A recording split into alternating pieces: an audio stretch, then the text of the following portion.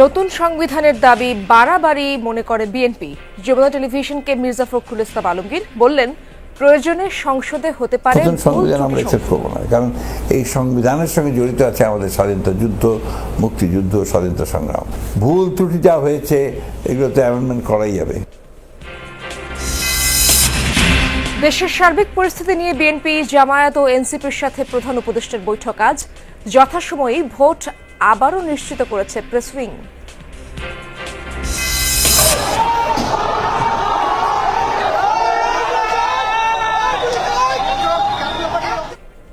কাকরাইলে জাতীয় পার্টির কেন্দ্রীয় কার্যালয়ে ভাঙচুর, অগ্নিসংযোগ, বিভিন্ন জায়গায় গণ ও ছাত্র অধিকারের বিক্ষোভ।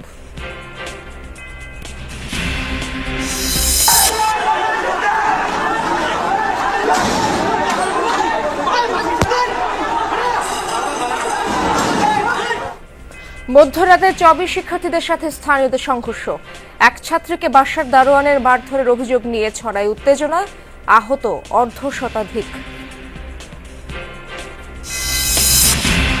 বাংলাদেশ ব্যাংকের সাবেক গভর্নর সহ রাঘব বোয়ালদের অনিয়ম খতিয়ে দেখতে দুদককে চিঠি, অর্থনীতি ধ্বংসকারীদের শাস্তির তাগিদ।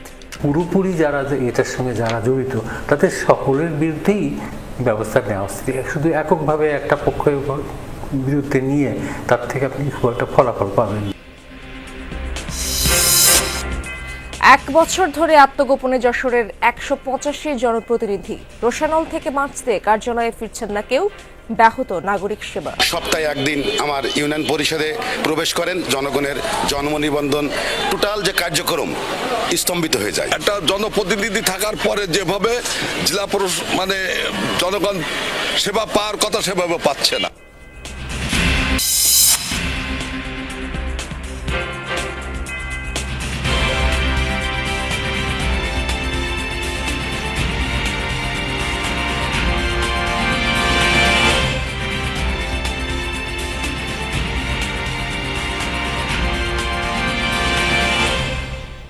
আমন্ত্রণ যমুনা নিউজে, আপনাদের সঙ্গে আছি আমি ইশরাত জাহান।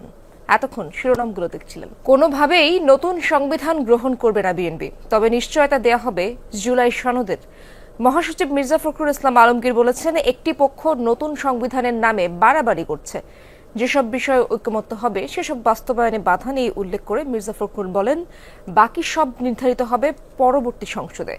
সমসাময়িক রাজনীতি নিয়ে যমুনা টেলিভিশনের বিশেষ প্রতিনিধি সাইফুদ্দিন রবিনের নানান জিজ্ঞাসার উত্তর দিয়েছেন বিএনপি মহাসচিব। আমরা একটি গণপরিষদ নির্বাচন ও আইনসভা নির্বাচন একই সাথে চাচ্ছি। রাজনীতির মাঠে নানামুখী উত্তাপ। জুলাই সনদের আইনি ভিত্তি কিংবা সংখ্যানুপাতিক হারে নির্বাচন নিয়ে বাহাস চলছে। নির্বাচনের আগে সংস্কার প্রস্তাব বাস্তবায়নের মতো ইস্যু আছে। এদেশের মানুষ সংস্কার নিশ্চিত করবে, আইনগত ভিত্তি দেবে। বিএনপি মহাসচিব সাফ জানালেন, যেসব বিষয়ে ঐকমত্য হবে না সেগুলোর ভাগ্য নির্ধারণ হবে পরবর্তী সংসদে। যেগুলো অ্যাকসেপ্টেড হয়ে গেছে, সবাই মিলে একমত হয়েছে, ঐকমত হয়েছে, সেগুলো হয়ে যাবে। আর যেগুলো বাকি থাকবে সেগুলো নেক্সট পার্লামেন্টে হবে। তো কমিটমেন্ট থাকছে তো, কারণ আমি তো আলটিমেটলি আপনি যা কিছু করতে চান আপনাকে পার্লামেন্টে যেতে হবে। পার্লামেন্ট ছাড়া সংবিধান হবে না, পার্লামেন্ট ছাড়া সংবিধানের কোনো অ্যামেন্ডমেন্ট হবে না। গণপরিষদ কিংবা নতুন সংবিধান নিয়েও নিজেদের অবস্থান পরিষ্কার করেছেন বিএনপি মহাসচিব। বলেন, যা কিছু হবে তা বিদ্যমান সংবিধান অনুযায়ী হবে, প্রয়োজনে ভুল ত্রুটি সংশোধন হতে পারে। নতুন সংবিধান আমরা অ্যাকসেপ্ট করবো না, কারণ এই সংবিধানের সঙ্গে জড়িত আছে আমাদের স্বাধীনতা যুদ্ধ, মুক্তিযুদ্ধ, স্বাধীনতা সংগ্রাম। So we believe in that. ভুল ত্রুটি যা হয়েছে এগুলোতে অ্যামেন্ডমেন্ট করাই যাবে। তো এটা নিয়ে আপনার এই যে যারা বাড়াবাড়ি করছেন নতুন সংবিধান লিখতে হবে, হোয়াই? আমি নিজে বুঝি না আর কি, আমি অ্যামেন্ডমেন্ট করব। জামায়াত ইসলামী, ইসলামী আন্দোলন কিংবা এনসিপির সমমনা বক্তব্যেও আগামী নির্বাচন নিয়ে কোনো অনিশ্চয়তা দেখছেন না বিএনপি মহাসচিব। আমি নির্বাচন নিয়ে কোনো অনিশ্চয়তা দেখি না। আমি অত্যন্ত আপনার দৃঢ়ভাবে বিশ্বাস করি, এটা আমার কনভিকশন যে নির্বাচন সঠিক সময়ে নির্বাচন অনুষ্ঠিত হবে। কারণ যতই আমরা দলগুলো এখন ভিন্নভাবে কথা বলুক, সবাই একটা জিনিস উপলব্ধি করেন যে নির্বাচন যত বিলম্বিত হবে তত বেশি গণতন্ত্রের উত্তরণটা বিলম্বিত হবে, তত বেশি পিপুলের ম্যান্ডেট পাওয়াটা আপনার বিলম্বিত হবে। মির্জা ফখরুলের মতে সংস্কার বিএনপির সন্তান। দীর্ঘদিনের আন্দোলন সংগ্রামে আওয়ামী লীগ সরকারের নিপীড়ন নির্যাতনের সবচেয়ে বড় শিকার বিএনপি। তাই দলটির সংস্কার ও গণহত্যার বিচার নিয়ে আপোষের সুযোগ নেই বলেও মনে করেন মির্জা ফখরুল। আমরা একমত হয়েছি আপনার যে একটু গ্যারান্টি দেওয়া দরকার সে ব্যাপারে, তো সবাই একমত। আমরা আমাদের নিজেদের সন্তানকে কি বিনষ্ট করবো নাকি? সংস্কার তো আমাদের সন্তান। আমি মনে করি এটাকে আপনার ইস্যু করা উচিত না, এটাকে আপনি প্রসেসে আনেন, যতগুলো একমত হচ্ছে রাজনৈতিক দল যেগুলো বিষয়ে সেগুলোকে করে ফেলেন, আর বাকিগুলো আপনি নেক্সট পার্লামেন্টে দিয়ে দেন। রাজনৈতিক কৌশল থেকে দলগুলো যে বক্তব্যই দিক না কেন সকলেই নির্বাচনে অংশগ্রহণ করবে বলে আশা করেন বিএনপি মহাসচিব। নির্বাচনে তারা সবাই আসবেন, এটা আমার বিশ্বাস, কারণ আমার অতীত অভিজ্ঞতা থেকে সবকিছু দেখছি। নির্বাচন ক্যাম্পেইন তো সবার আগে জামাত শুরু করেছে। সাইফুদ্দিন রবিন, যমুনা নিউজ, ঢাকা। নির্বাচন ও সমসাময়িক বিষয়ে আজ বিএনপি, জামায়াত ও এনসিপির সঙ্গে বৈঠক করবেন প্রধান উপদেষ্টা। বিএনপির তরফ থেকে জানানো হয়েছে তারা সন্ধ্যা 7টা নাগাদ যমুনায় যাবেন। এই বৈঠকের তথ্যসহ শনিবার প্রধান উপদেষ্টার প্রেস সচিব গণ অধিকার পরিষদের সভাপতি নুরুল হক নূরের উপর হামলার বিষয়েও কথা বলেন। জানান, এই ঘটনায় বিচার বিভাগীয় তদন্তের সিদ্ধান্ত নিয়েছে অন্তর্বর্তী সরকার।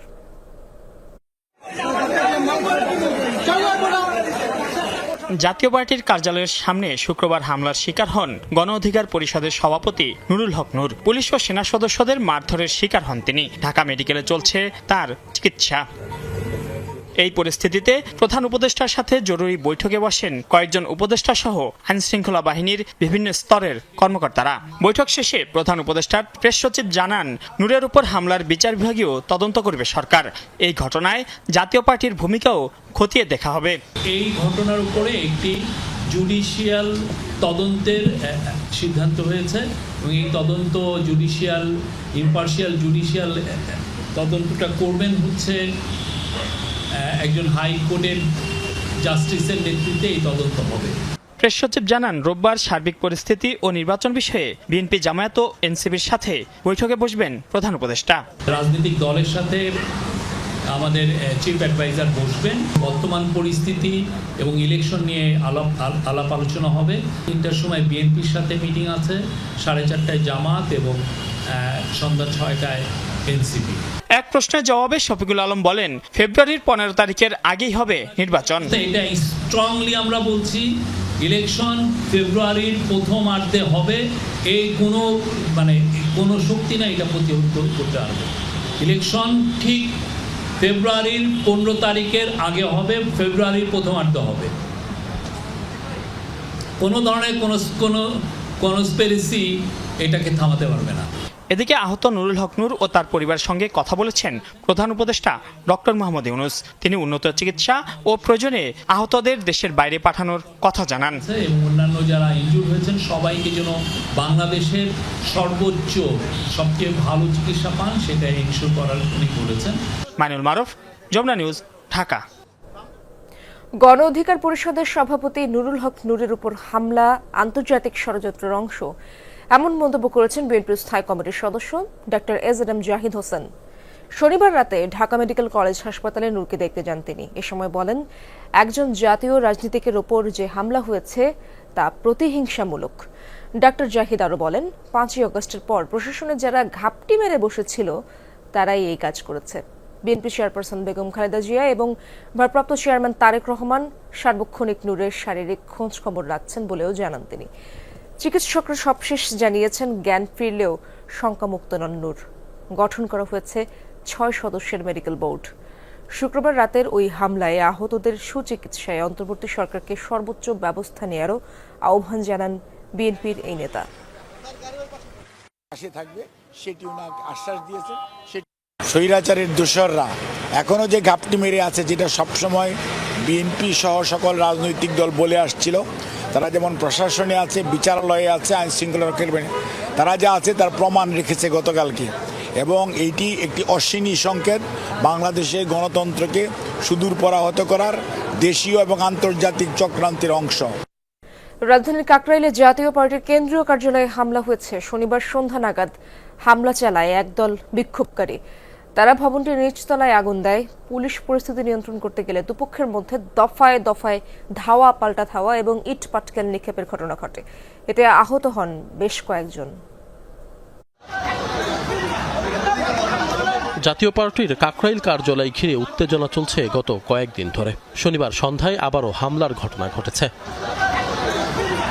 প্রত্যক্ষদর্শীরা জানায় সন্ধ্যা ৬টার দিকে একদল বিক্ষোভকারী চাপার কেন্দ্রীয় কার্যালয়ে হামলা চালায়। তারা কেন্দ্রীয় কার্যালয় লক্ষ্য করে ইট পাটকেল ছোড়ে। এক পর্যায়ে কার্যালয়ের নিচতলায় আগুন দেয়া হয়। পরে পুলিশ জলকামান ব্যবহার ও লাঠিপেটা করলে বিক্ষোভকারীরা ছত্রভঙ্গ হয়ে যায়। জলকামান দিয়ে পুলিশ আগুন নিভিয়ে ফেলে। জাতীয় পার্টির নেতাকর্মীরা জানায় গণ অধিকার পরিষদের নেতাকর্মীরা মিছিল নিয়ে এসে হামলা চালায়। পুলিশ পরিস্থিতি নিয়ন্ত্রণ করতে গেলে দুই পক্ষের মধ্যে দফায় দফায় ধাওয়া পাল্টা ধাওয়া ও ইট পাটকেল নিক্ষেপের ঘটনা ঘটে। এতে আহত হয়েছে বেশ কয়েকজন। গণ অধিকারের লোকজন আসছিল, এসে অতর্কিতভাবে এখানে পুলিশ গার্ডে ছিল, পুলিশ এই পাটকেল মারানো, পুলিশ একটু পিছু হটছে। তারা এখানে এসে এই তালাটা ভেঙে এই ঘরটার মধ্যে ঢুকে কেরোসিন ঢেলে আগুন দিচ্ছে। বিগত এক বছরের মধ্যে আমাদের সরকারি পৃষ্ঠপোষকতায় একটি অংশের পৃষ্ঠপোষকতায় আমাদের কার্যালয় ইতিপূর্বে দুবার অগ্নিসংযোগ করেছিল। গতকালও 3বারের মতো এসেছিল, আজকেও যে অগ্নিসংযোগ করতে পারলো তাতে 3য়বারের মতো অগ্নিসংযোগ করলো। আমাদের প্রশ্ন, আমরা কি মধ্যযুগীয় বর্বরতার দিকে ধাবিত হব? বিজয়নগরে গণ অধিকার পরিষদের সভাপতি ও ডাকসুর সাবেক ভিপি নুরুল হক নূরের উপর হামলা হয় শুক্রবার রাতে। বর্তমানে তিনি ঢাকা মেডিকেলের আইসিইউতে। এই ঘটনায় জাতীয় পার্টিকে দায়ী করে 48 ঘন্টার মধ্যে দলটিকে নিষিদ্ধ সহ 3 দফা দাবি জানিয়েছে গণ অধিকার পরিষদ। এর আগে কাকরাইল কার্যালয়ে সংবাদ সম্মেলন করে জাতীয় পার্টির একাংশ। কোন দল নিষিদ্ধ করা অন্য রাজনৈতিক দলের আদর্শ বা কর্মসূচি হতে পারে না উল্লেখ করে শামীম হায়দার পাটোয়ারি বলেন, দেশে নব্য মপতন্ত্র সৃষ্টি হয়েছে। লাঠিচার্জের সময় সেখানে জাতীয় পার্টির কোনো সদস্য ছিল না, রাস্তাও ছিল না, সেখানেও ছিল না। তো আমরা মনে করি এই ঘটনার একটি সুষ্ঠু তদন্ত হোক। একটি দলের আদর্শ বা কর্মসূচি হতে পারে না যে আরেকটি দলকে ব্যান করতে হবে। একটি দলের আদর্শ বা কর্মসূচি হতে পারে না যে অমুক দলের চেয়ারম্যানকে অ্যারেস্ট করতে হবে। জাতীয় পার্টিকে ব্যান করা, জাতীয় পার্টিকে রাস্তায় নামতে না দেয়া, জাতীয় পার্টিকে দোষর বলা, এই ধরনের ট্যাগিং রাজনীতির মাধ্যমে দেশে নব্য মপতন্ত্রের সৃষ্টি হচ্ছে, দেশে গণতন্ত্র হোঁচট খাচ্ছে। এ সময় ভিপি নূরের ওপর হামলার ঘটনায় দুঃখ প্রকাশ করেন শামীম হায়দার পাটোয়ারি। আশিক মাহমুদ, যমুনা নিউজ, ঢাকা। এদিকে ডাকসুর সাবেক ভিপি নুরুল হক নূরের উপর হামলার প্রতিবাদে মশাল মিছিল করেছে ছাত্র অধিকার পরিষদ। শনিবার সন্ধ্যায় কেন্দ্রীয় শহীদ মিনার থেকে শুরু হয়ে ঢাকা বিশ্ববিদ্যালয়ের রাজু ভাস্কর্যে শেষ হয় মিছিলটি। এ সময় জাতীয় পার্টিকে নিষিদ্ধ করা সহ নানা স্লোগান দেন নেতাকর্মীরা। পরে রাজু ভাস্কর্যের সামনে সংক্ষিপ্ত সমাবেশ থেকে হামলাকারীদের চিহ্নিত করে অবিলম্বে শাস্তির দাবি জানান নেতারা। অভিযোগ, এই হামলা পরিকল্পিত। জাতীয় পার্টিকে অবিলম্বে নিষিদ্ধ করা না হলে কঠোর আন্দোলনের হুঁশিয়ারি দেন নেতারা। ডাকসুর সাবেক ভিপি নুরুল হক নূরের উপর হামলার প্রতিবাদে দেশের বিভিন্ন স্থানেও হয়েছে মশাল মিছিল ও পথসভা। শনিবার রাতে নাটোর শহরের কানাইখালী এলাকা থেকে মশাল মিছিল বের করেন নেতাকর্মীরা। পরে বিভিন্ন সড়ক প্রদক্ষিণ শেষে পথসভার আয়োজন করা হয়।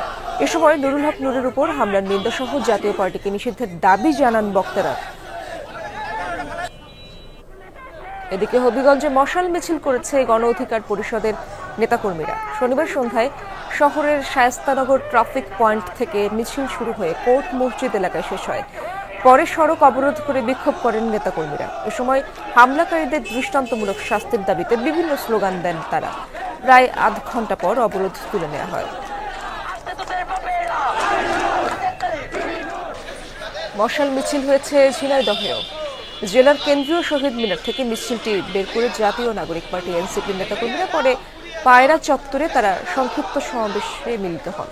এ সময় বক্তারা বলেন, রাজনৈতিক দল হিসেবে ভিন্নতা থাকতেই পারে, তবে 24-এর গণ অভ্যুত্থানের ব্যাপারে জুলাই আন্দোলনে অংশগ্রহণকারী সব দল এক ও অভিন্ন। এ সময় জাতীয় পার্টিকে অবিলম্বে নিষিদ্ধ করার দাবি তোলেন বক্তারা। বিগত 9 বছর গভর্নর ও ডেপুটি গভর্নর, ব্যাংকের চেয়ারম্যান, পরিচালক এবং এমডি পদে যারা দায়িত্বে ছিলেন তাদের বিরুদ্ধে শুরু হয়েছে তদন্ত। আর্থিক খাতকে খাদের কিনারে নিয়ে যাওয়া কুশীলবদের জন্য আসছে দুঃসংবাদ। অর্থ, বিত্ত এবং অনিয়ম খতিয়ে দেখতে দুদককে চিঠি দিয়েছে অর্থ মন্ত্রণালয়। জনতা ব্যাংকের সাবেক চেয়ারম্যান ডক্টর জামাল উদ্দিন আহমেদ বলছেন, অন্যায় আবদার না শোনায় 11 মাসের মাথায় তাকে দায়িত্ব থেকে সরিয়ে দেওয়া হয়। 15 বছর দীর্ঘ সময়, নানা কৌশলে এই সময়ে ধ্বংস করা হয়েছে আর্থিক খাত, বিশেষ করে লুট হয়েছে ব্যাংকের অর্থ। নিয়ন্ত্রক সংস্থা বাংলাদেশ ব্যাংকের প্রশ্রয়ই ঘটেছে অঘটন। এমনও হয়েছে ব্যাংকারদের সঙ্গে বৈঠক করতে গুলশানের একটি হোটেলে গিয়েছিলেন সাবেক এক গভর্নর, যা ক্ষুণ্ণ করেছে বাংলাদেশ ব্যাংকের ভাবমূর্তি। রেকর্ড খেলাপি ঋণ, ইচ্ছামতো টাকা ছাপানো, নাম সর্বস্ব প্রতিষ্ঠানের নামে ঋণ, অর্থ পাচার, এক পরিবারের একাধিক সদস্য মিলে ব্যাংকের নিয়ন্ত্রণ নেওয়া সহ হয়েছে নজিরবিহীন নানা অনিয়ম। অন্তর্বর্তী সরকার দায়িত্ব গ্রহণের 1 বছরের মাথায় ব্যাংক খাতের অনিয়ম এবং লুটপাটে জড়িতদের শনাক্তে সক্রিয় হয়েছে অর্থ মন্ত্রণালয়। দুদকে পাঠানো চিঠিতে বলা হয়, বাংলাদেশ ব্যাংকের গভর্নর, ডেপুটি গভর্নর, বিএফআইইউ প্রধান, 18টি বেসরকারি ব্যাংক ও 6টি রাষ্ট্র মালিকানাধীন বাণিজ্যিক ব্যাংকের পর্ষদ চেয়ারম্যান, পরিচালক এবং ব্যবস্থাপনা পরিচালকের তথ্যাদি সংগ্রহ করতে হবে। থাকতে হবে 2009 সালের 5 আগস্ট থেকে আগস্ট 2024 পর্যন্ত সময়ের কর্মকাণ্ডের ফিরিস্তি। 2019 সালে রাষ্ট্র মালিকানাধীন ব্যাংকে 11 মাসের জন্য চেয়ারম্যানের দায়িত্বে ছিলেন ডক্টর জামাল উদ্দিন আহমেদ। বললেন, অনেক চাপ ছিল, একটি পাওয়ার প্ল্যান্ট প্রতিষ্ঠানের অন্যায় আবদার না রাখায় হঠাৎ দেখি দায়িত্বে আমি আর নেই। অনেক টাকা লোন চাইছে, পাওয়ার প্ল্যান্টের লোন চাইছে এক লোকে। 13টা পয়েন্টের উপর আমি ডিসকাস করার পরে এভরিবডি করলে যে নাও আমরা we should not proceed on that. After that এটার পরেই কিন্তু মোড়ামুড়ি শুরু হয়েছে। আমার কোনো আত্মীয় স্বজন কোনোদিন লোন নেয় নাই, দ্যাটস ওয়াই আমার এখানে পরে দেখলাম যে চিঠি আসছে। জানান, অনুসন্ধানের নামে ঢালাও অভিযুক্ত করা হলে বর্তমানে দায়িত্বরতদের মধ্যে তৈরি হবে আতঙ্ক। এমন কিছু করা উচিত না যেটা ত্রাসের সৃষ্টি হয়। ত্রাস, ভয়, ভীতি সংস্কৃতি যদি আসে, তখন কিন্তু ইকোনমি কিন্তু সঠিকভাবে ফাংশন করবে না, তখন কিন্তু নোবডি উইল টেক ডিসিশন। বিশ্লেষকরা বলছেন, ব্যাংক ও আর্থিক প্রতিষ্ঠানগুলোকে ফোকলা করা ব্যক্তিদের শাস্তি হওয়া দরকার। এক্ষেত্রে সঠিক তদন্ত হওয়া জরুরি। এখানটায় একটা কালেকটিভ একটা চক্র, দুষ্ট চক্র যেটাকে আমরা বলতে পারি, এই কালেকটিভ দুষ্ট চক্রতে সকলেই এরা জড়িত ছিলেন। কাজেই এই পুরোপুরি যারা এটার সঙ্গে যারা জড়িত, তাদের সকলের বিরুদ্ধেই ব্যবস্থা নেওয়া উচিত। শুধু এককভাবে একটা পক্ষের বিরুদ্ধে নিয়ে তার থেকে আপনি খুব একটা ফলাফল পাবেন না। অর্থ মন্ত্রণালয়ের চিঠি পেয়ে নড়েচড়ে বসেছে দুর্নীতি দমন কমিশন, দুদক। দ্রুত সময়ের মধ্যে শুরু হবে খতিয়ে দেখার কাজ। রিমন রহমান, যমুনা নিউজ, ঢাকা। ডিবিসি নিউজের সিনিয়র রিপোর্টার রেদওয়ানুল হক এবং কালবেলার স্টাফ রিপোর্টার আব্দুল জাহির ভুঁইয়া আনাসের ওপরে সন্ত্রাসী হামলার ঘটনায় মতিঝিল থানায় অভিযোগ দায়ের করা হয়েছে। রাত 10টা নাগাদ পেশাগত দায়িত্ব পালন শেষে কমলাপুরের উটের খামার সংলগ্ন বাসার সামনে তারা হামলার শিকার হন। হামলাকারীরা 2 সংবাদকর্মীকে রড ও লাঠি দিয়ে মারধর করে। খবর পেয়ে সহকর্মীরা গিয়ে তাদের উদ্ধার করে মুগদা মেডিকেল কলেজ হাসপাতালে চিকিৎসার জন্য নেন। এরপর হামলাকারী আলী হোসেন, মামুন আহমেদ, শাহিন আহমেদের বিরুদ্ধে অভিযোগ দায়ের করেন তারা। আসামিদের ধরতে পুলিশ অভিযান চলছে, এমনটা নিশ্চিত করেছে মতিঝিল থানার ভারপ্রাপ্ত কর্মকর্তা। পাওয়ার ব্যাংক টাইপ কিছু একটা এটা দিয়ে আমার মাথায় এখানে আঘাত করে, সারা শরীরে আঘাত করে, ওর মারতে মারতে ওরে ফালাই দেয়। পরে ওর হচ্ছে ওয়ালে নিচে একটা কি বস্তু ছিল, ওর সাথে আঘাত হয় এখানে। এরপরে ওরা রড টড নিয়ে আসতেছিল, আমরা কোনো মতে ছুটে দৌড় দিয়ে বাংলাদেশ ব্যাংকের কাছাকাছি ওই জায়গায় চলে যাই। 3 জন এখানে উপস্থিত ছিলেন, পুলিশ তাদের সাথে কথা বলেছে। আমরা ওনাদেরকে সাথে সাথে বলেছি যে 3 জন এখানে উপস্থিত আমাদের হামলায় জড়িত ছিল, কিন্তু পুলিশ তাদেরকে গ্রেপ্তার বা সে ধরনের কোনো ব্যবস্থা নেয়নি। 2 জন সাংবাদিককে মারধর করা হয়েছে, এই সংক্রান্ত আমরা একটা অভিযোগ পেয়েছি, রিটার্ন অভিযোগ পেয়েছি। আমরা নিয়মিত মামলা রুজু করেছি, পরবর্তী তদন্ত সাপেক্ষে বাকি ব্যবস্থা গ্রহণ করা হবে। মধ্যরাতে রণক্ষেত্রে পরিণত হলো চট্টগ্রাম বিশ্ববিদ্যালয়ের 2 নম্বর গেট এলাকা। শিক্ষার্থীদের সাথে স্থানীয়দের সংঘর্ষ, ধাওয়া পাল্টা ধাওয়া হয়েছে। আহত অর্ধশতাধিক, যাদের বেশিরভাগই শিক্ষার্থী। পরে আইনশৃঙ্খলা বাহিনী পরিস্থিতি নিয়ন্ত্রণে আনে। ক্যাম্পাসে জোরদার করা হয়েছে নিরাপত্তা।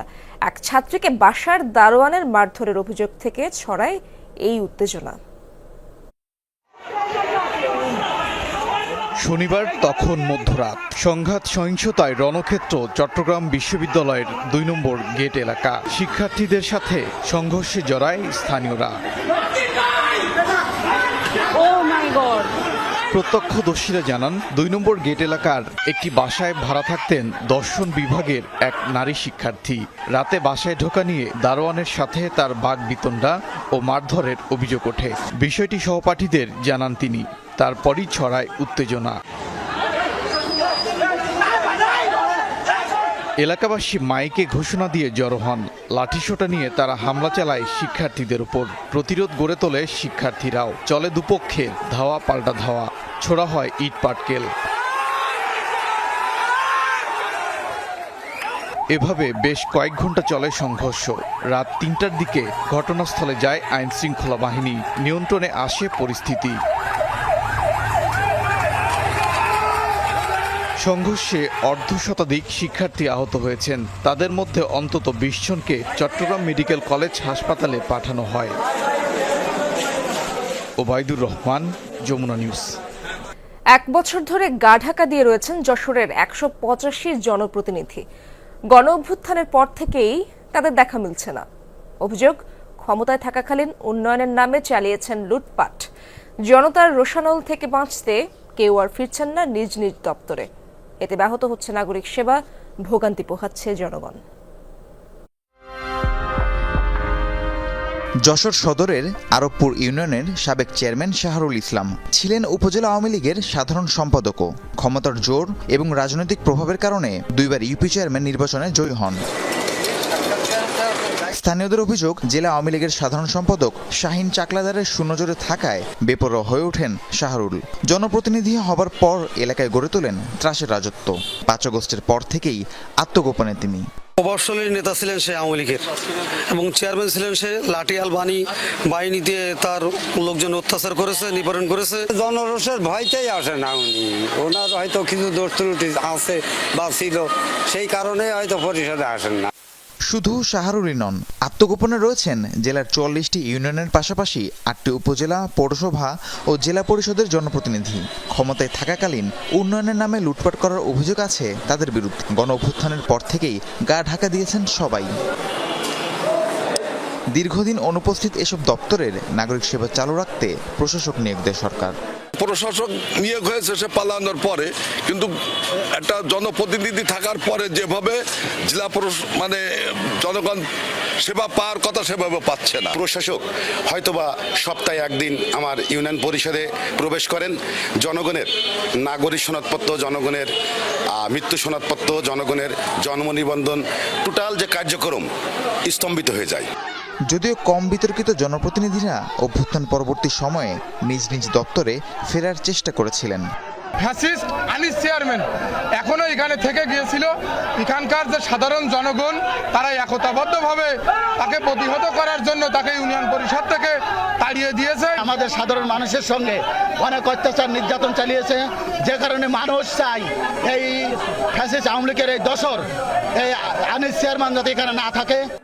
মব সৃষ্টি করে কাউকে সরানো রাজনৈতিক দলের কাজ নয় বলে জানান জেলা বিএনপির সভাপতি। হঠাৎ করে ১ নম্বর ত্রিকোণী ইউনিয়নের প্রত্যেক ওয়ার্ডের বিএনপির সভাপতি, সেক্রেটারি, অন্যান্য ইউনিয়নের বিএনপি নেতৃবৃন্দ এরা আসে আমার ইউনিয়ন পরিষদের তালা ভাঙিয়ে তারা নতুন করে তালা দিয়ে দেয়। সামাজিকভাবে একটি রাজনৈতিক দলের কোনো দায়িত্ব নয় যে কোনো ব্যক্তি বিশেষে পরে মব সৃষ্টি করা বা ক্ষমতায় তাকে বসতে না দেয়। বর্তমানে জেলার ৪৪টি ইউনিয়নে প্রশাসক ও প্যানেল চেয়ারম্যান দায়িত্ব পালন করছেন। রাহিম সারোয়ার, যমুনা নিউজ। পরকীয়ার অভিযোগ তুলে গাইবান্ধার সুন্দরগঞ্জে ২ প্রবাসীর স্ত্রী এবং ২ যুবককে রশি দিয়ে বেঁধে নির্যাতনের অভিযোগ উঠেছে স্থানীয় কতিপয় ব্যক্তির বিরুদ্ধে। একই দিন আরেক উপজেলায় তালাকের মাধ্যমে আলাদা হওয়া স্বামী স্ত্রীকে খুঁটিতে বেঁধে মাথার চুল কেটে দেওয়ার ঘটনা ঘটেছে। এই ঘটনার পৃথক ২টি ভিডিও সামাজিক যোগাযোগ মাধ্যমে ছড়িয়ে পড়লে জেলা জুড়ে সৃষ্টি হয় তোলপাড়। ঘটনা গত ২৬শে আগস্টের। সামাজিক যোগাযোগ মাধ্যমে ছড়িয়ে পড়া ভিডিওতে দেখা যায় ২ নারী এবং ২ পুরুষকে জুতার মালা পরিয়ে কেটে দেওয়া হচ্ছে তাদের চুল। তবে কি কারণে এমন নির্যাতন তার উত্তরে স্থানীয়রা অভিযোগ করেন গাইবান্ধার সুন্দরগঞ্জের ২ ভাই থাকেন প্রবাসে। ২ ভাইয়ের ২ বউ থাকতেন বাড়িতে একাই। স্বামী না থাকার সুযোগে ২ যুবকের সঙ্গে তাদের সম্পর্ক গড়ে ওঠে। অনৈতিক সম্পর্কের অভিযোগ তুলে 25 আগস্ট রাতে তাদের আটক করে স্থানীয় কয়েকজন। মহিলারা যে পরক্রিয়া করে ওই দুই ছেলের সঙ্গে, রাত্রে তো ওদের বাসায় কেউ থাকে না। এখন মনে করেন ওই সুযোগে ওই ছেলে দুইটা ডাকছি। আমরা ধরে আর কিছু করি নাই, আগে ধরছি, ধরার পর তারপরে বাকি যা আছে বড়গুলো বুঝে নিছে। শাস্তি আর কি হবে, শাস্তি চ্যাংরা ম্যাংরা মানুষ দিয়েছে, জুতের মালা গালাত দিয়ে দিয়েছে। তবে এক ভুক্তভোগী বলেন মিথ্যা অপবাদ দিয়ে রাতভর মারধর করা হয়েছে। এরপর মাথার চুল কাটা সহ গলায় পরানো হয়েছে জুতার মালা। সামাজিকভাবে হেয় করতেই এমন কর্মকাণ্ড বলছেন ভুক্তভোগীর স্বজনরা।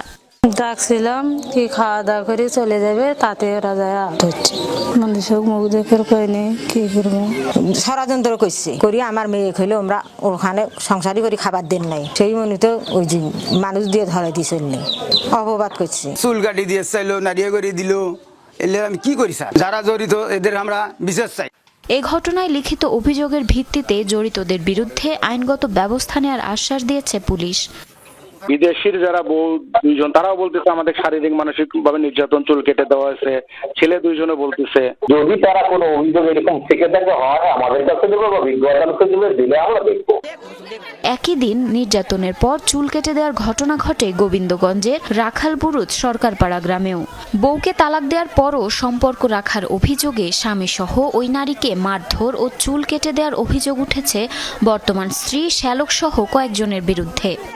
এই মহিলাটা ফগলালির যুদ্ধে খালি আমার স্বামী টান দেন খালি ফগলালি করে। আমার স্বামী নিয়ে এখন আমার বাপের বাড়িতে আছি স্যার, আমার বাড়ির জায়গা পর্যন্ত নেই স্যার, বাড়ির জায়গা বেঁচে ওই মহিলাকে আমি 1 লাখ টাকা দিছি স্যার। চুলটা কিসের নারী করা হলো, মায়ের কিছু করুক সেটা কোনো দোষ নেই, চুলটা কিসের নারী করে মনে মুখ তুলে ভাজি নিতে গেল আর বান্ধিছে খিচিয়ে সেটাও বাঁধুন, হাতত মনে হয় 5 মুড়ো সবার পেট বাঁধিছে। এ ঘটনায় 5 জনের নাম উল্লেখ সহ অজ্ঞাত 5 থেকে 7 জনের নামে মামলা করেছেন ভুক্তভোগী নারীর মা। জড়িতদের গ্রেফতারে অভিযান চালাচ্ছে পুলিশ।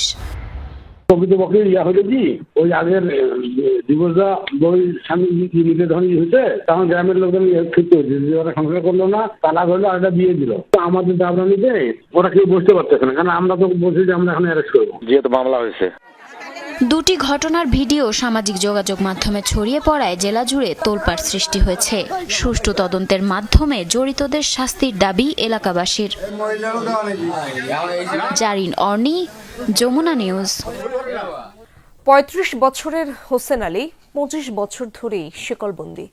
একটু খুলে দিলেই সবার অজান্তে চলে যায়, তাই বাধ্য হয়ে শিকল বেঁধে রাখেন বাবা মা। সিজোফ্রেনিয়া রোগে আক্রান্ত হোসেন আলী, যা একটি জটিল মানসিক রোগ, তবে সঠিক চিকিৎসায় সুস্থ হওয়া সম্ভব।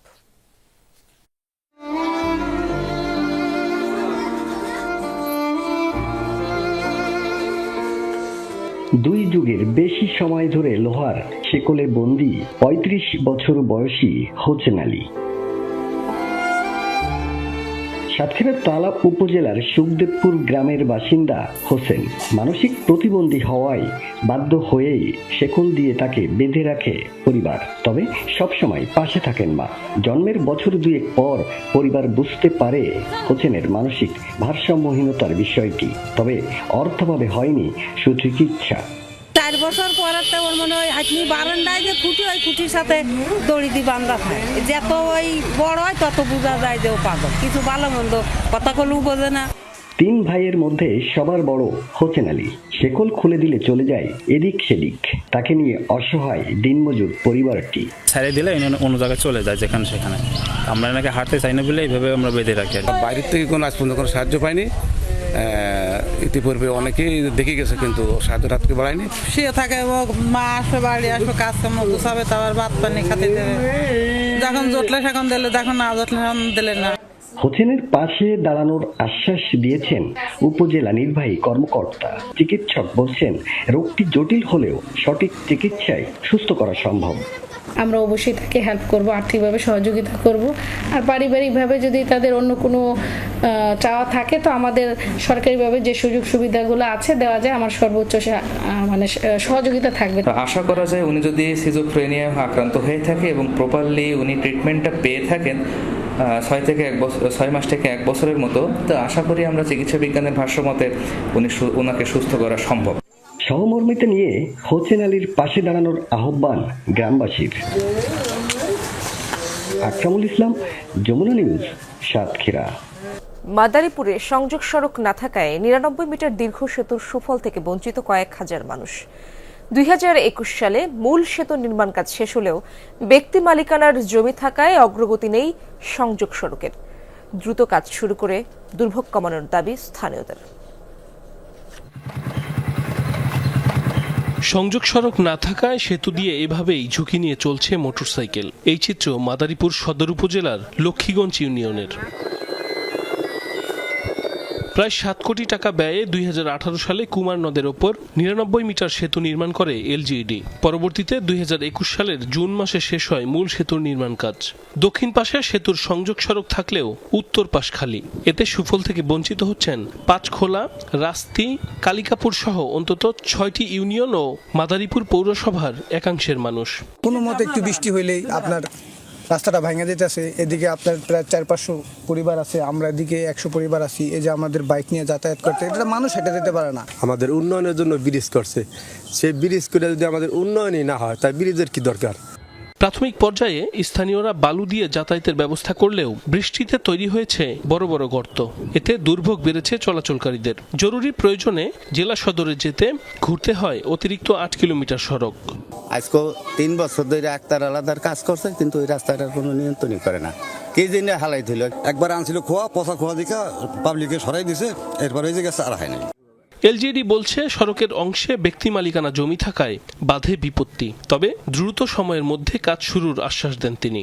ব্রিজের কাজটি শেষ করেছি, কিন্তু রাস্তার পার্টের ভিতরে ব্যক্তি মালিকানা জমি থাকায় ওই ভদ্রলোক জমির মালিক সে কোর্টে কেস দেন। পরবর্তীতে কাজটি ঠিকাদাররা করতে পারেন। সেই ভদ্রলোককে আমি অনেকটা বুঝাইতে সক্ষম হচ্ছি। আমার একটু সময় লাগবে, আশা করি দ্রুত কাজটি রানিং করার সুযোগ পাবো। সংযোগ সড়কটির কাজ দ্রুত শেষ করে দুর্ভোগ কমানোর দাবি স্থানীয়দের। সাইফ আহমেদ, যমুনা নিউজ। মিশরের রাজধানী কায়রোয় যাওয়ার পথে বগি লাঞ্ছিত হয়ে প্রাণ হারিয়েছে ৩ জন, আহত শতাধিক। শনিবার স্থানীয় সময় বিকেল ৩:৩০টায় লাইনচ্যুত হয় মার্সা মাতরু নামের ট্রেনটির ৭টি বগি। কর্মকর্তারা জানান ২টি বগি উল্টে যায়। সাহারা মরুভূমির পাশেই ফোকা ও জলাল স্টেশনের মাঝের রেলপথে হয় দুর্ঘটনাটি। এখনও জানা যায়নি মূল কারণ। তদন্ত শুরু করেছে রেল কর্তৃপক্ষ। দেশটির স্বাস্থ্যমন্ত্রী ঘটনাস্থল পরিদর্শন করেন এবং আহতদের দেখতে হাসপাতালে যান। নিহতদের পরিবারের প্রতি জানান সমবেদনা। আহতদের দ্রুত আরোগ্যের কামনা করেন তিনি। সম্প্রতি ভারত বাঁধ খুলে দেয় বন্যার পানিতে জলমগ্ন পাঞ্জাব প্রদেশের কারতারপুর করিডোর।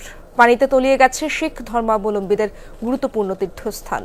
এখানেই শেষ নিঃশ্বাস ত্যাগ করেন শিখ ধর্মের প্রবর্তক গুরু নানক।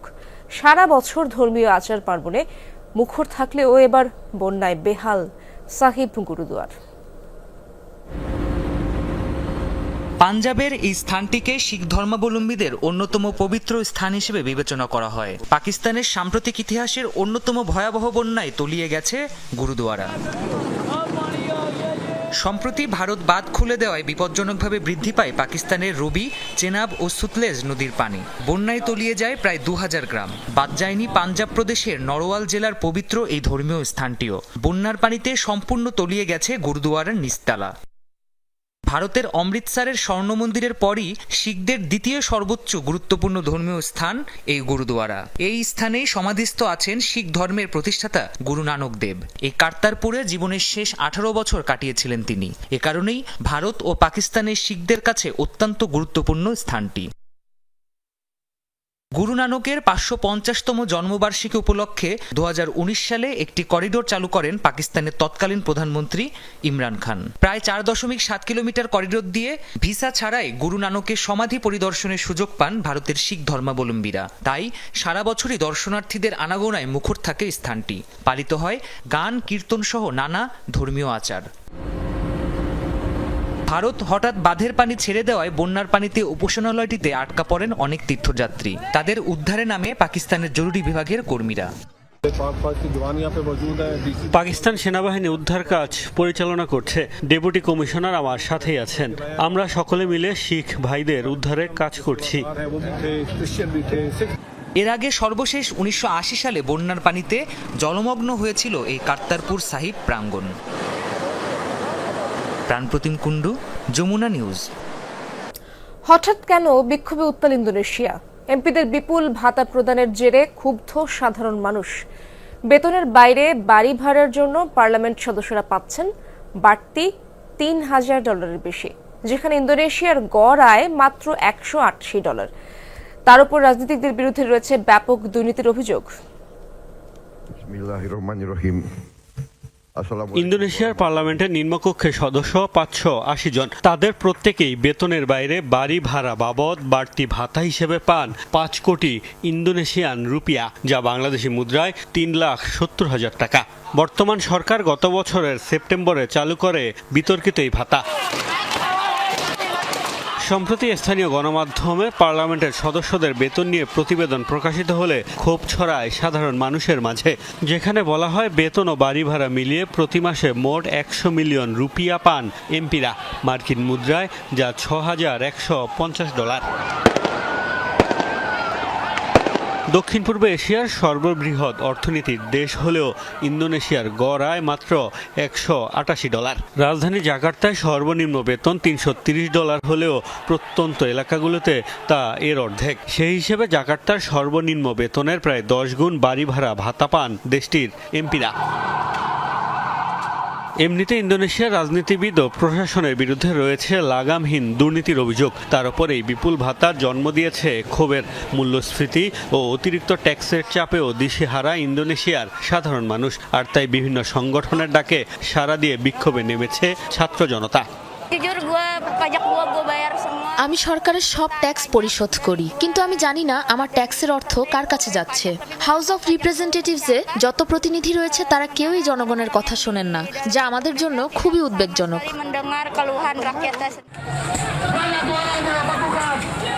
অর্থনৈতিক সংকটে বিপর্যস্ত ইন্দোনেশিয়ায় 5 বছরের মধ্যে অর্থনৈতিক প্রবৃদ্ধি 8% নিয়ে যাওয়ার প্রতিশ্রুতি দিয়ে 1 বছর আগে ক্ষমতায় এসেছিলেন প্রাবোও সুবিয়ান্তো। এখনও প্রতিশ্রুতি রক্ষায় কার্যকর পদক্ষেপ না নেয় জনগণের তোপের মুখে পড়তে হচ্ছে প্রেসিডেন্টকে। চলমান এই বিক্ষোভ প্রাবোও ক্ষমতায় আসার পর দেশটিতে সবচেয়ে বড় আন্দোলন। মোস্তফা মাহমুদ, যমুনা নিউজ।